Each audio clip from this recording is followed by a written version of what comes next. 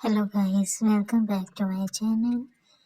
आप सब कैसे हैं? मैं उम्मीद करती हूँ आप सब खैरियत से होंगे, जहाँ भी होंगे वैसे भी होंगे। मैं भी बिल्कुल ठीक हूँ। तो आज जो है मैं इनका आई मेकअप करने लगी हूँ। तो सबसे पहले मैंने जो है इनके आईब्रो बनाए हैं।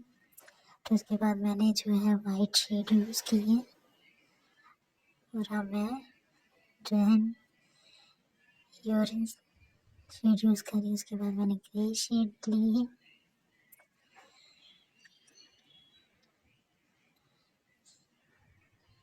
ये देखिए, सॉरी गाइस, इनके आईब्रो नहीं बने।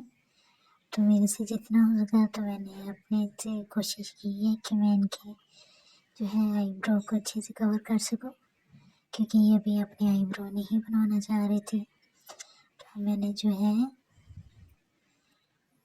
यहाँ पे ग्लिटर यूज़ कर रही हूँ।